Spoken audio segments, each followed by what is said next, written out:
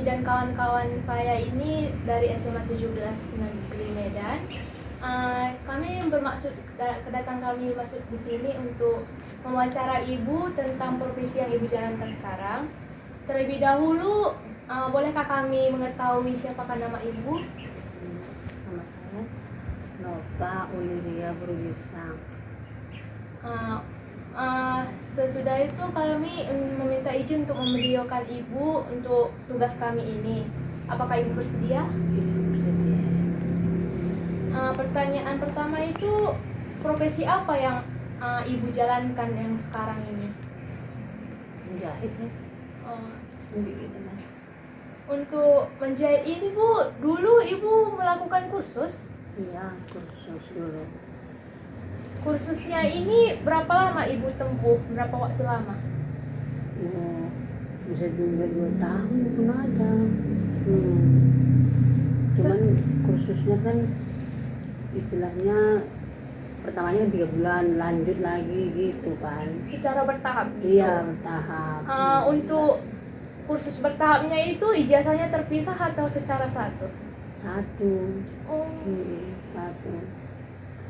Jadi selama kursus itu ada lagi nggak ibu mengikuti organisasi yang lain gitu untuk menambah wawasan untuk kursusnya? Ada juga waktu itu kan kerja kita sama orang dulu biar tambah ilmu kita gitu. Kalau nggak bisa juga kita pintar gitu. Kalau nggak kita langsung praktek. Untuk itu berapa lama gitu organisasi yang kayak ibu bilang itu, berapa lama ibu jalani kayak itu? Ada juga 2 tahun sama orang. 2 tahun baru buka sendiri. Makanya sekarang ibu punya busana sendiri gitu ya? Iya. Oke, untuk pendidikannya ada kesulitan apa gitu Bu? Misalnya gitu pas pendidikan? Kalau kesulitannya kalau saat dibuka kan gitu kan kadang-kadang kita nggak gimana ya, kadang-kadang nggak enak, kita rasa capek gitu buka terus gitu, patah semangat gitu. Karena profesi menjahit kan rumit juga gitu ya kan. Jadi kalau kesalahan dikit nanti bisa merusak segalanya.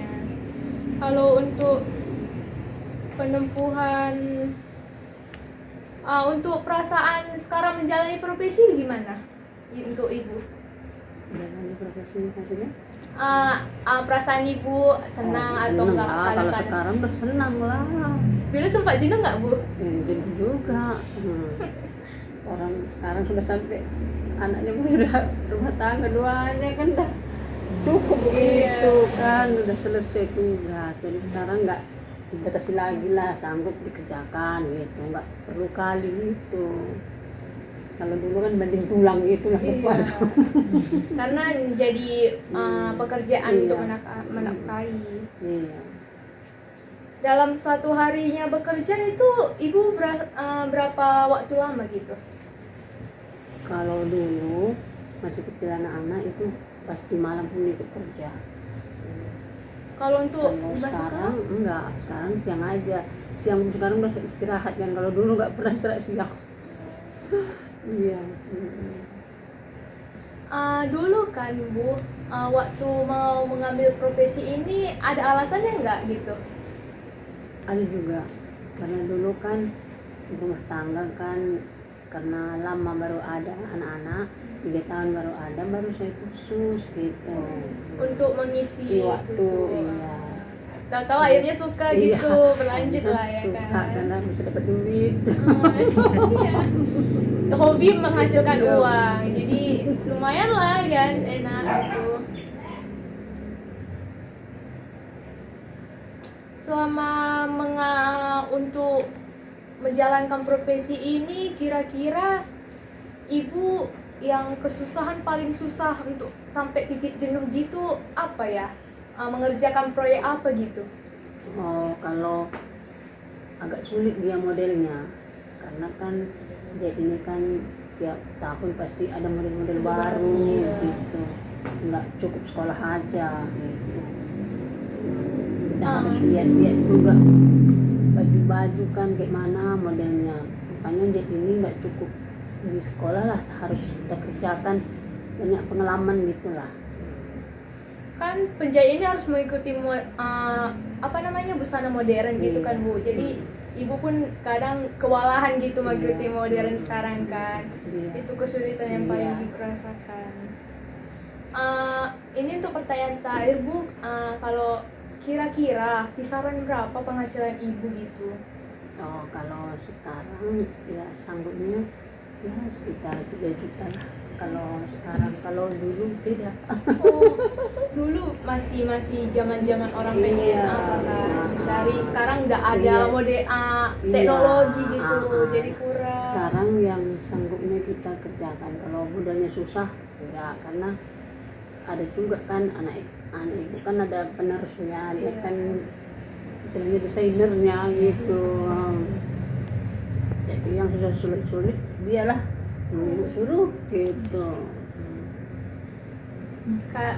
Ibu dan anak ibu juga bisa saling collab ya kan, menghasilkan Ibu pun jadi belajar sama dia gitu. menghasilkan karya gitu yang lebih gitu. Oh sih kan? Apa aku bilang? Ya. Oh iya Bu, saya lupa menanyakannya. Kursus tempat ibu itu ibu ingat nggak? Dulu di Palembang, di Cili, Karang Taruna khususkan itu. Bagi ibu-ibu yang enggak putus sekolah gitu, bisa di situ belajar, jadi kasih sertifikatnya gitu.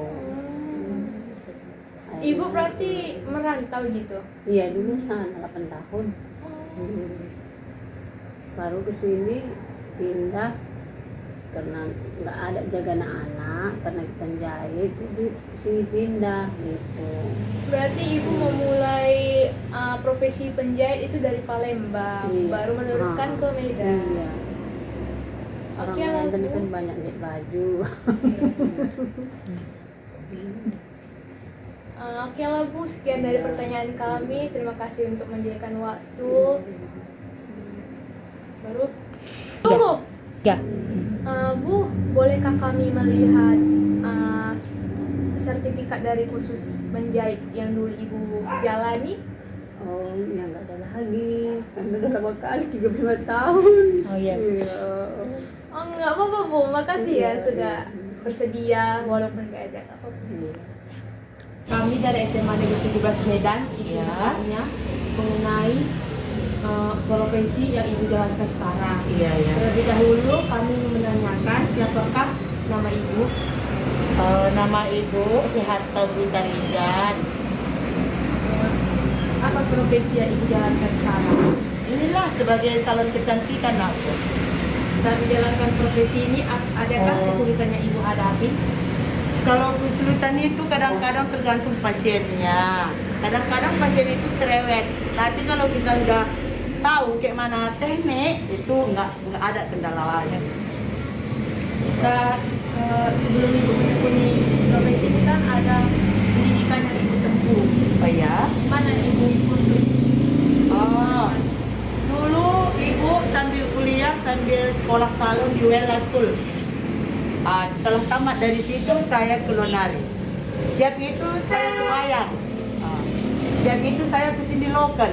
Itu kalau dibilang di mana ibu kursus, tergantung banyak lah gitu. Dan berapa lama ibu kursus? Saya kursus sekitar 3 tahun. Terus adakah organisasi yang mengikuti untuk menambah wawasan tentang profesi salon ini? Oh iya ya. Dulu saya guru SMP. Karena kalau guru SMP dulu sekali 1 jam 45 menit cuman gajinya. Terus karena ibu sadar bahwa itu nggak cukup, baru saya tekuni dalam bidang salon.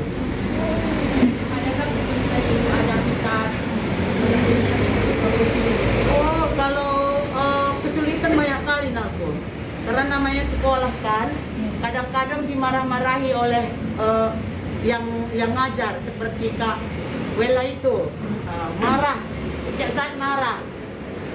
Di situ harus kita tekun, bijak, bersih. Apakah ibu senang dengan profesi yang dijalankan sekarang? Sangat senang aku. Ada rasa juga. Kenapa senang? Oh, karena kalau profesi saya sebagai salon ini, saya bisa sambil masak, nyuci. Kalau nggak ada pasien, saya bisa masak, nyuci, gosok, dan ngepel apa segala sebagai pekerjaan ibu rumah tangga yang setia. Berapa lama ibu bekerja dalam satu hari? Itu tergantung pasien kami. Aku kadang-kadang jam 5 udah standby sampai kadang-kadang tergantung pasien. Kalau ada orang smoking sampai jam 2 malam pagi. Kami nggak tergantung, kami nggak ada waktu. Tersekian itu tergantung pasien kami ya. Karena ini rumah sendiri, ya bebas kan. Karena tinggal di sini. Apa alasan ibu memilih profesi ini? Alasan ibu kayak tadi lah, kalau dulu ibu ngajar di SMP kayaknya nggak cukup dulu penghasilan ibu, karena ibu dulu seorang yatim piatu.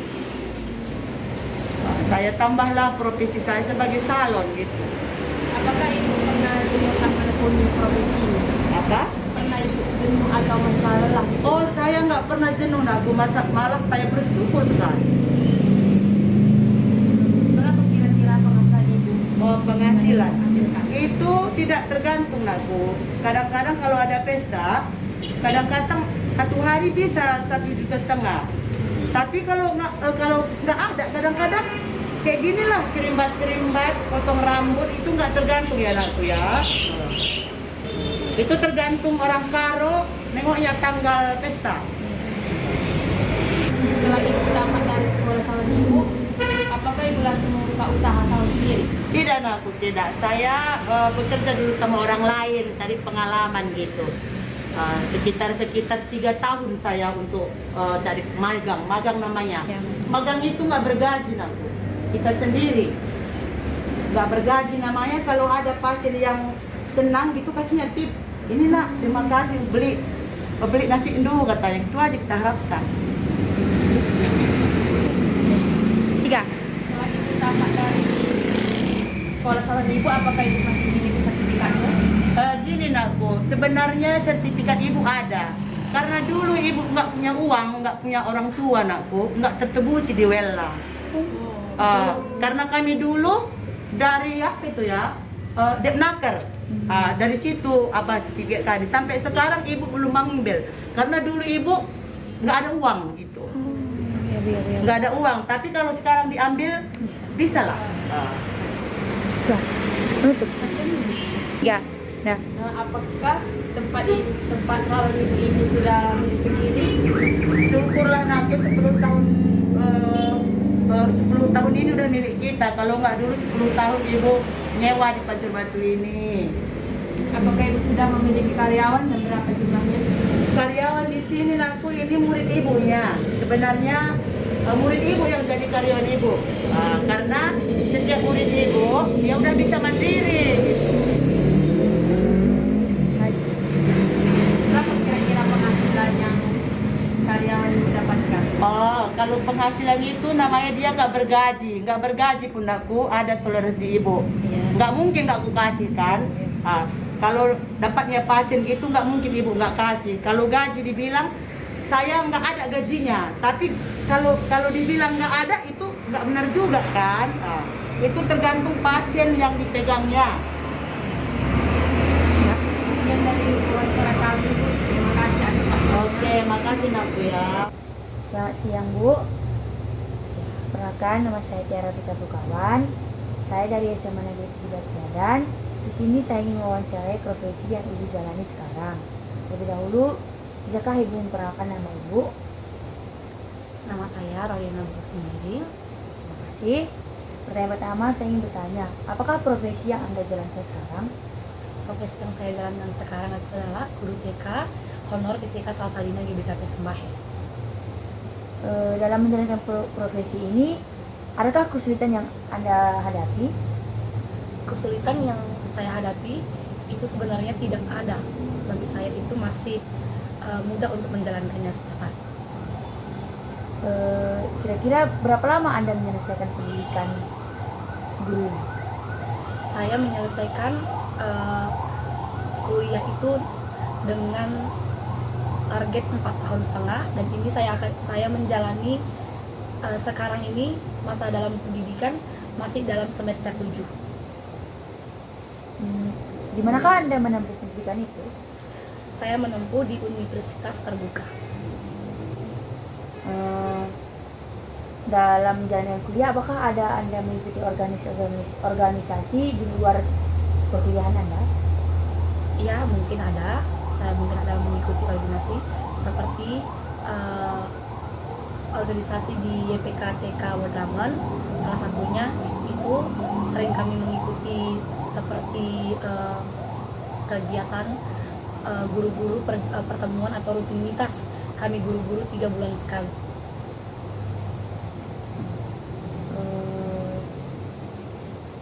Apakah Anda senang dalam menjalani profesi Anda itu? Misalkan Anda mengatakan. Boleh, terima kasih. Saya sangat senang menjalani profesi yang saya jalani sekarang. Bagi saya itu adalah hal yang paling mulia, dan itu saya tekuni memang mulai dari sebelum saya menjadi guru. Memang dari dulu itulah yang saya inginkan, dan sekarang itu sudah terwujud. Oke. Saya ingin bertanya lagi, berapa lamakah Anda bekerja dalam satu hari? Saya bekerja 1 hari 5 hari, mulai dari hari Senin sampai hari Jumat. Saya juga ingin bertanya, apa alasan Anda memilih profesi guru Tersebut. Ya. Oke. Saya memilih profesi guru TK ini menjadi tujuan ke depan saya, masa depan saya itu karena dari dalam hati memang sudah terpikat dari dulu itu memang menjadi guru. Jadinya dulu sempat berpikir untuk menjadi guru, mengambil SPG PAUD, SPD itu jadi guru SD.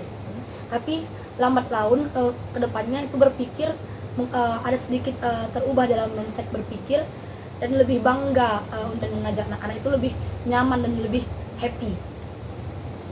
Apakah tidak ada faktor lain atau karena ada saudara guru atau orang tua guru gitu? Tidak, memang dari dalam hati diri sendiri. Selanjutnya, dalam menjalankan profesi ini, apakah pernah Ibu merasakan jenuh atau kelelahan begitu? Sampai detik ini belum pernah sama sekali, masih tetap semangat lah. Pertanyaan terakhir, menyangkut berapakah kira-kira penghasilan untuk profesi yang dijalani Ibu? Kalau gaji honor guru TK itu sekitar masih sedikit sekali ya. Itu dengan berkira dengan nominal tunai 800.000 setiap bulan. Yang terakhir, masih adakah apakah ada ijazah atau sejenisnya masih terlihat dalam menempuh pendidikan itu? Silakan melihatnya, Bu. Boleh.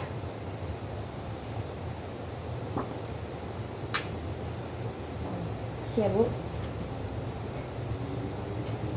Makasih ya, Bu. Sama-sama.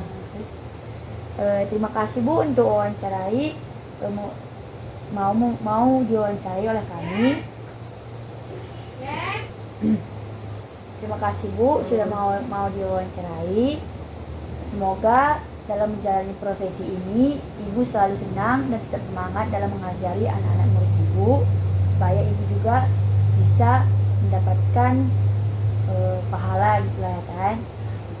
Sekian, sekali lagi saya ucapkan terima kasih. Selamat siang, Bu. Selamat siang, Terima sama-sama. kasih. Kedua, kami dari Kumpulan, saya dengan Abu Gunting dan saya Kitchen Writer. Kami akan mewawancarai seorang yang akan kami tanyakan seputar pekerjaan.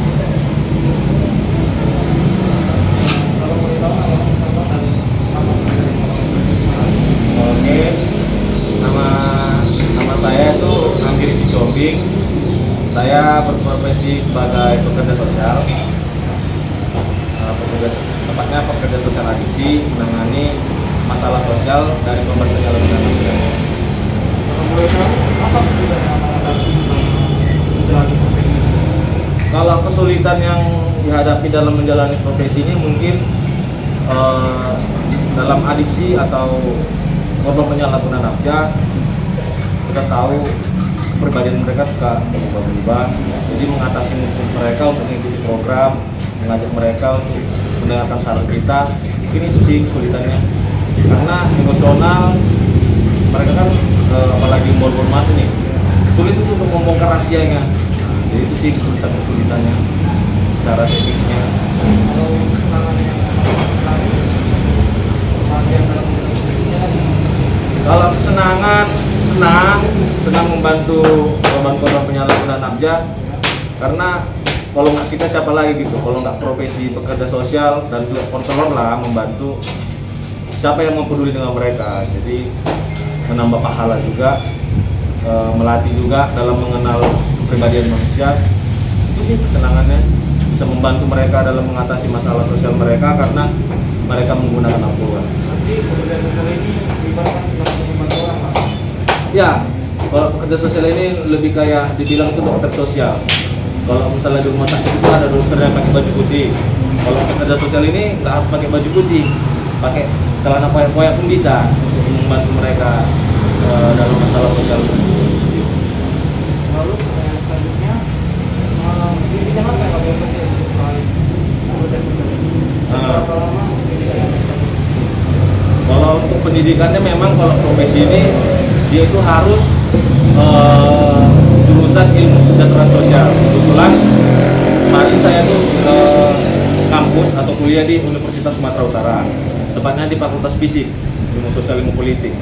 Jadi profesi ini harus memang ilmu kesejahteraan sosial. Kalau untuk masa tempuh waktu lulusnya itu agak lama juga lah, hampir 4 tahun, 3 tahun 8 bulan lah. Nggak sampai 4 tahun. Lalu apa ada organisasi lain yang membantu pekerjaan sosial? Kalau untuk organisasi mungkin ada, saya ikuti itu IPSI, Ikatan Pekerja Sosial Seluruh Indonesia. Jadi sama juga APSANI, Asosiasi Pekerja Sosial Adiksi Nasional Indonesia. Jadi itu membantu profesi kita untuk mengembangkan skill. Jadi juga di situ ada kita dikasih pelatihan-pelatihan, seminar-seminar. Jadi itu gunanya untuk mengembangkan skill kita dalam profesi ini. Tadi kan ada disinggung ilmu kesejahteraan sosial ya. Ya. Tadi itu maksud ilmu kesejahteraan sosial itu bagaimana? Kalau pelajari apa aja? Ya? Kalau ilmu kan ada teman-teman. ya boleh. Ilmu kesejahteraan sosial ya. Kalau ilmu kesejahteraan sosial itu sebenarnya ilmu sosial. Cuman di dalamnya itu ilmu-ilmu yang mempelajari kayak ilmu psikologi juga kita pelajari, sosiologi, antropologi, bahasa Inggris, kan gitu, bahasa Indonesia. Tetapi kalau misalnya profesi abang ini ada dia bagian-bagiannya lagi. Kalau abang kan kalau adiksi kan ada mata kuliah nafkah untuk menangani korban penyalahgunaan adiksi. Khusus untuk kerja. Ya, ada mata kuliahnya.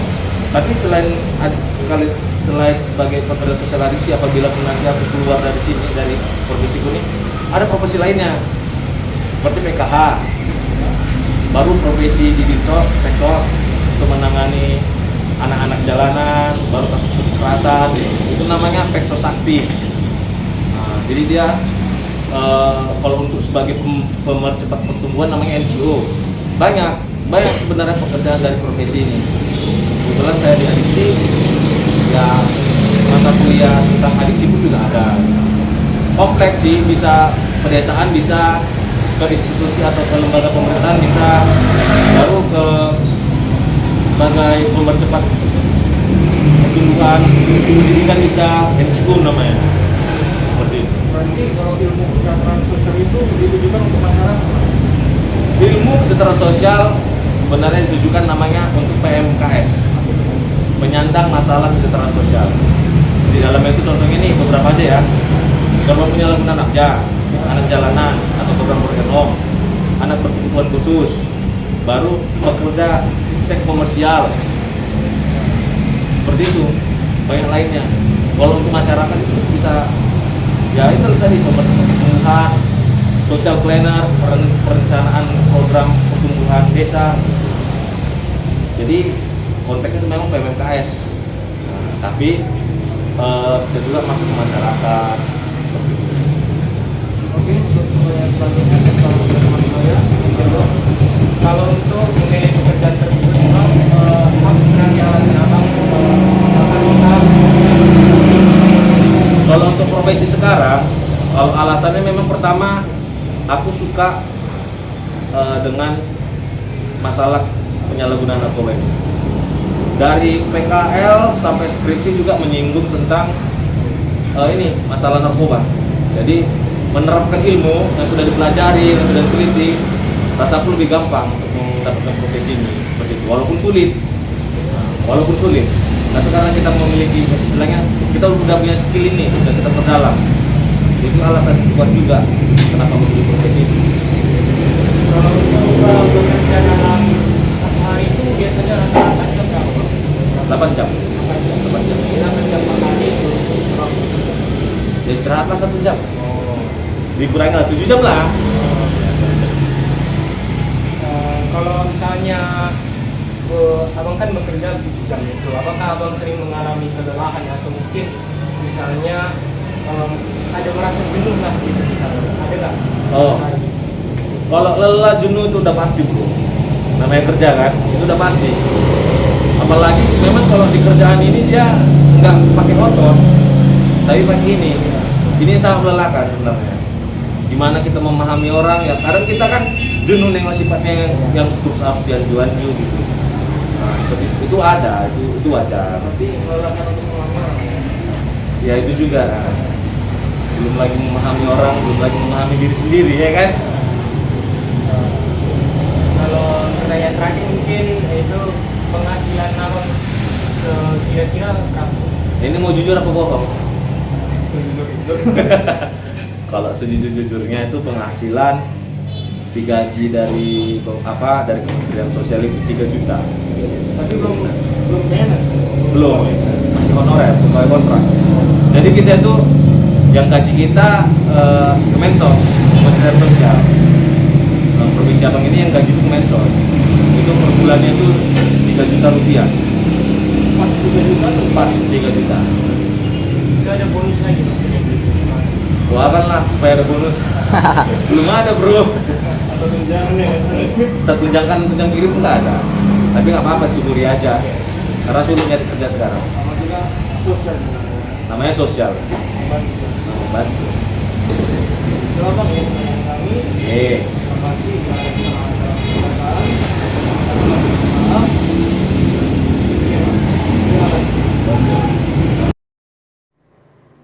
Halo, nama saya Mulyana Karo.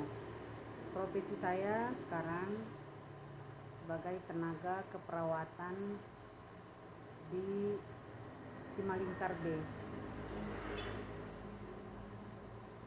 Apakah kira-kira ada kesulitan yang Mak Tua hadapi selama menekuni profesi ini? Kesulitan yang biasanya saya hadapi jikalau pasien yang datang dalam keadaan sesak. Terkadang oksigen yang saya sediakan terkadang lagi habis. Jadi oleh sebab itu sering pasien yang sesak begitu kami kirim ke rumah sakit yang memang sudah ada bekerja sama dengan klinik ini. Apa alasan Mak Tua memilih profesi ini? Alasan saya memilih profesi ini sebenarnya memang dari sejak kecil saya sering melihat ada seorang ibu, yaitu kebetulan saudara kami sendiri. Dia bekerja sebagai tenaga medis di kampung kami. Saya melihat pekerjaan itu memang baik, di mana di daerah kami karena masih jauh dari rumah sakit, seorang bidan ataupun perawat itu sangat diperlukan untuk orang-orang yang lagi mau melahirkan ataupun yang dalam keadaan sakit yang tiba-tiba. Sebelum Mak Tua menekuni profesi ini, di mana Mak Tua menempuh pendidikannya dan berapa lama? Oh, itu kemarin itu saya kuliahnya di Dharma Agung, Rumah Sakit Herna, tempat apanya prakteknya gitu. Selama 4 tahun setengah, karena kebetulan saya ngambil waktu itu diploma 4. Apa kelelahan yang Mak Tua hadapi saat menekuni profesi ini? Kelelahan itu terkadang jika pasien datang berobat ke sini, pasien tidak mau datang berobat ke tempat ini, kita harus datang ke rumahnya berkunjung. Terkadang rumahnya jauh, terus terkadang penyediaan obat pun kurang lengkap, itu aja. Berapa kira-kira penghasilan Mak Tua selama berapa bulan itu? 1 bulan atau 1 hari gitu? Nggak nentu-nentu. Kalau sebenarnya kalau pasien yang berobat jalan aja itu keuntungan dari pengobatan paling jasanya berapa ya, sedikit lah. Tapi kalau misalnya pasien yang rawat rawat inap itu baru lumayan ada jasanya, bisa dimanfaatkan untuk bayar-bayar apalah bon obat. Oke, terima kasih kan Mak Tua sudah meluangkan waktunya untuk bisa diwawancarai. Oke lah.